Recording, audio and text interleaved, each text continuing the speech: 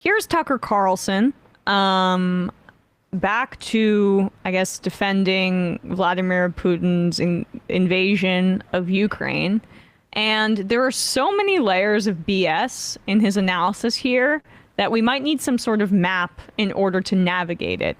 Here he is, saying Putin is not really a communist, but the reason the U.S. is going after him is because he's a... See if you can follow this.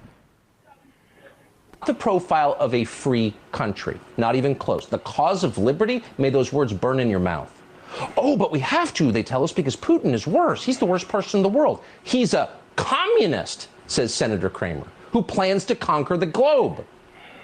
Now, you don't have to like Vladimir Putin to see how absurd this is. Putin's a communist now? Really? How communist is Vladimir Putin? Is Vladimir Putin more or less communist than, say, Sandy Cortez? More or less communist than, say, Joe Biden's domestic policy team? Is he a more committed atheist than they are? Is Putin throwing Americans in jail for attending political rallies at the Capitol? Is he trying to confiscate the rifles from your bedroom? Is he sterilizing children in the name of trans liberation?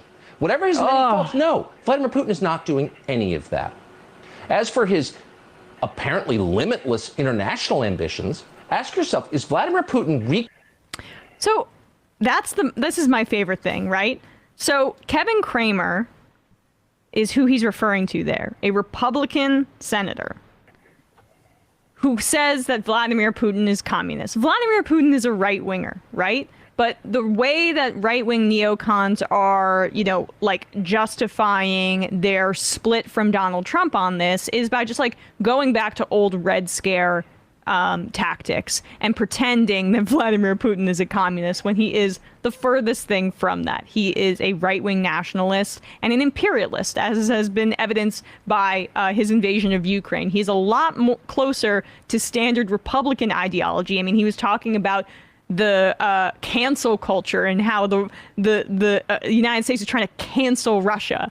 What does that sound like to you? That does not sound communist. So to that point, no, he is not a communist, Tucker Carlson. He's a lot more like your buddies on the right, and that's why we are opposed to him. So there is that first layer of BS there.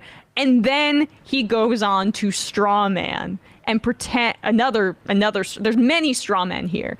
He goes on to pretend that, all of those things that he describes, that the Democratic Party wants to go in and take your rifles from your bedroom. Not the case. There has not been a program that has been seriously discussed about forcible seizure of weaponry. I have not heard that whatsoever, even though, I'm in favor of a very lucrative gun buyback program and also an assault weapons ban. So if you want to actually engage with that, Tucker Carlson, I'm all for it. Engage with the ideas actually. Then he says, that they're trying to throw Americans in jail for attending political rallies at the Capitol. What was his response to the Black Lives Matter protests? I'm just curious because at the very least here, there were people murdered and they were trying to overturn an election as opposed to protesting police brutality. But he deliberately conflates those two things. Like, none of the things that he describes there, one, are communism. None of the things that he describes there, two, are things that, are accurately described, that are part of what the Democratic Party is trying to do. And on top of that, right, like the idea that the United States is pretending that we're opposed to Putin because of communism is laughable to me. Yeah, you know who Putin sounded a little bit like? Bradley, you want to play that audio clip? All right. Do you have it? All right. Woke moralists. Oh, there we go. Yeah, it's the same sort of cancel culture bullshit we see from all the right-wing media personalities, such as Jordan Peterson, their fave intelligent professor. They're intellectual right there. Yeah, I mean, the idea that he's saying that is Putin more communist than Sandy Cortez, which I always love how they think using AOC's like college nickname as some sort of own. Who cares? I'm sure she doesn't. I will tell you that in college there were a group of boys who were pretty rude who called me Vagina Land. I would appreciate it, but I mean, that's like, very different than than if they just called you like M. That's the equivalent. Were you really called that though? That's amazing. Derisively, yes. Right. I mean, mostly because I would get into political arguments, but keep going. That's pretty good. I don't know why I offered that information. Don't do that, people. No, don't do that. That's very that's a Pandora's box of information. This show would never do anything like that. I'm a little red now. Okay, keep going. No, but I mean, it is, it's the idea. First of all, if Putin was as communist, more communist, or even less communist, but still communist to AOC, they wouldn't support Putin like they do. One of the reasons they love him so much is because he gives them exactly what they want. He's an authoritarian right-wing figure, and they love that about him. The idea that he's a communist is just hilarious. Unbelievable. Yeah. Anyway, Brandon. I'm still reeling, but no, yeah, it's Tucker Carlson and I guess Vladimir Putin and Orban, obviously, and Bolsonaro, and all of the people who are really concerned about the rise of true communism in the world are going to form some sort of axis of anti-communism and fight against it on the global scale. And I think that a lot of us on the left are frightened by that, but they just want you to know that there's nothing going on there. At least Tucker Carlson wants you to know there's going on there. That the rise of far right, mentality around the world is just in reaction to this rising communism that's happening as a result of AOC in America at the lowest levels.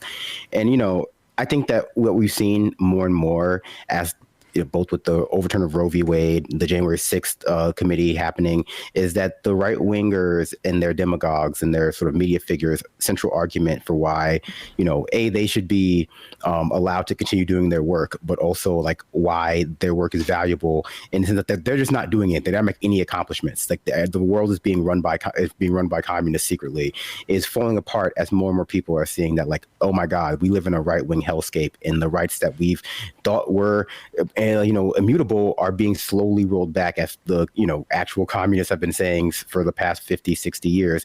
And they just have to keep trying to confuse people with various ways of like mixing up that narrative. Like, they're not the communists, they're the fascists.